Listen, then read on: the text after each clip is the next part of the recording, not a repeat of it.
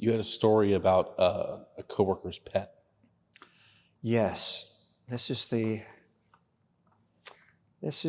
incident which we call monkey in the studio. So, as I said, there are two studios. And for some reason, let's say I was in studio 1, which had a glass into studio 2. I may have been just working there because I needed a big table. I may have actually been recording promos because once I knew how to do it, there were times where I couldn't get an announcer, and so I would record the promo myself. And they let me do that. And I looked in, and there was Louise Clay doing a show. It was an opera show. So she would set it up, and then there'd be the first act, and then there was, in between the acts, she would tell what was going on, so you knew what was going on, especially if the opera was in French or German or Italian. And she had a friend named Marjorie, who was also a classical music announcer here. Marjorie, I can't remember her last name. I think it was Marjorie. I think Marjorie had a monkey like this big. Well, I don't know if it was a spider monkey, but it was a monkey. And the monkey was in her arms. And I've seen, at that point I'd seen a lot of things happen in a control room in a studio, but I'd never seen a monkey. So I just stopped and I looked, and the monkey was behaving very well, listening to the music. But then Louise started talking. And I think the monkey got interested or scared or something. And the monkey jumped from Marjorie's arms onto Louise's shoulder. She's live. She's talking about an opera. I can see, because as I said, the windows in the front went to the control room. I can see in the control room that there's interest, that people are gathering, right? And then the monkey takes 2 handfuls of Louise's hair and starts pulling. Now, there's a toggle, so I can toggle and listen to what's happening in the other studio.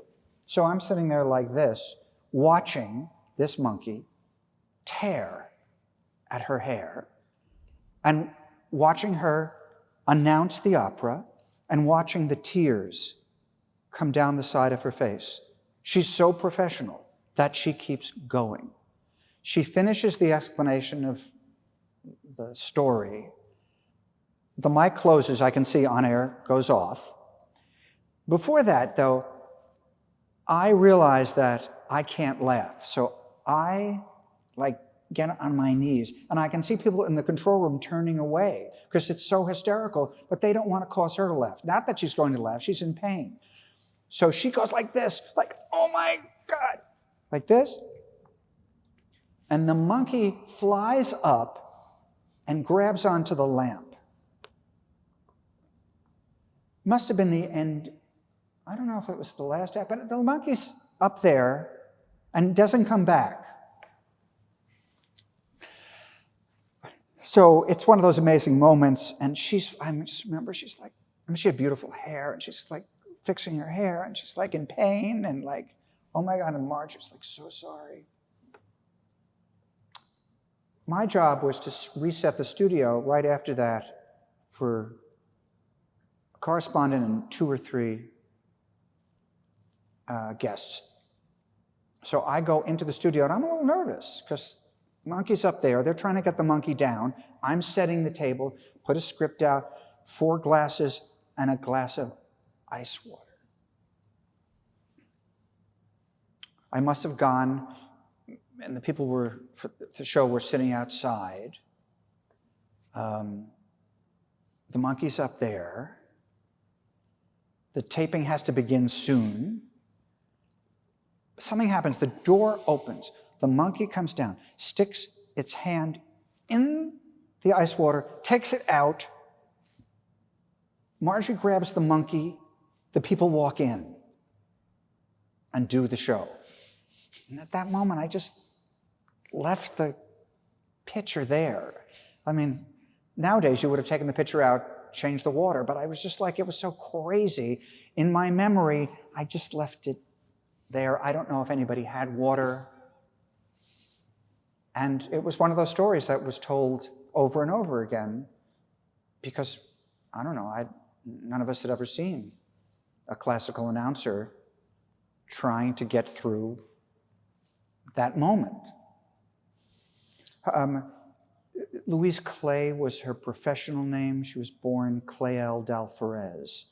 And she was also an actress. She was in the original cast of Lanford Wilson's The Hotel Baltimore. And a bunch of us from the station went to see her, like in previews, and we were so proud, and we all met Lanford Wilson, the playwright, and it was really nice. Beautiful voice. Oh my God, was I in love with her voice. I adored her voice. She went to WQXR after that.